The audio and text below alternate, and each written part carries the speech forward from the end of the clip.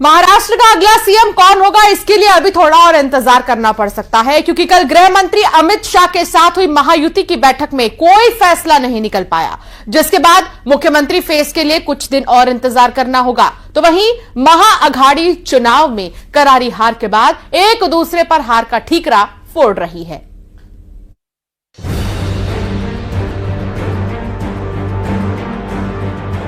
महाराष्ट्र का मुख्यमंत्री कौन होगा, इस पर अभी भी सस्पेंस बरकरार है।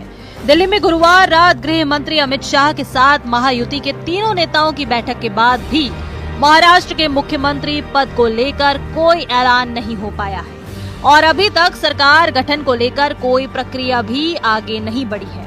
हालांकि सूत्रों के मुताबिक महाराष्ट्र में बीजेपी का ही मुख्यमंत्री होगा, जबकि शिवसेना और एनसीपी से डिप्टी सीएम होगा।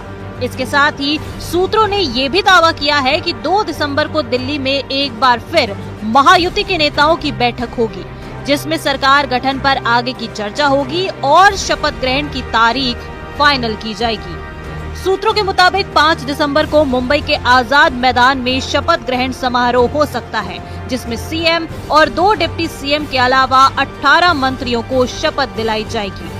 10 मंत्री बीजेपी और 4 मंत्री शिवसेना और एनसीपी कोटे से होंगे। इस बीच मुंबई में आज होने वाली महायुति की बैठक रद्द हो गई है। सूत्रों का दावा है कि पहले बीजेपी विधायक दल की बैठक होगी और उसमें विधायक दल के नेता को चुना जाएगा। उसके बाद महायुति की संयुक्त बैठक होगी।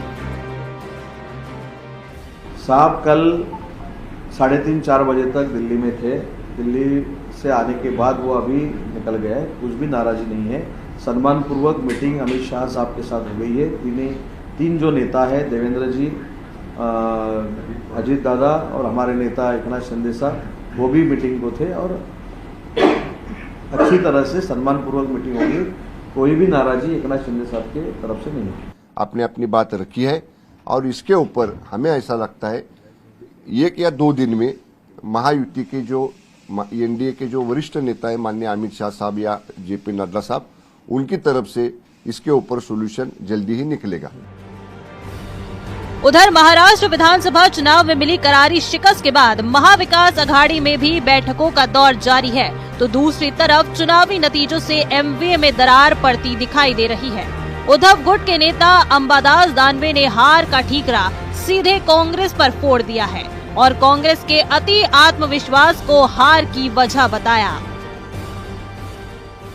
उद्धव ठाकरे साहब का चेहरा घोषित हुआ होता तो उनके द्वारा कोरोना काल के संकट समय में किए गए काम लोगों ने देखे हैं और बहुत सारी चीजें हैं, लेकिन अब कांग्रेस को आत्मचिंतन करना चाहिए कि क्यों वो गलती कर बैठे, क्यों वो नहीं समझ पाए, क्यों वो चेहरा नहीं घोषित कर पाए। महाविनाश अघाड़ी के अंदर सिर्फ और सिर्फ आपसी कलह है। चुनाव के बाद ये गठबंधन टूट चुका है।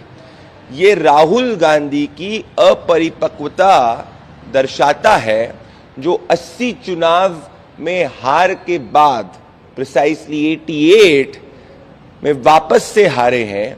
और महाराष्ट्र विधानसभा चुनाव के बाद भी महाराष्ट्र की राजनीति में थ्रिलर जारी है। महायुति बहुमत हासिल करने के बाद भी अभी तक सरकार का गठन नहीं कर पाई है, तो महाअघाड़ी में चुनाव में करारी हार के बाद दरार पड़ती नजर आ रही है। Bureau report, news 18।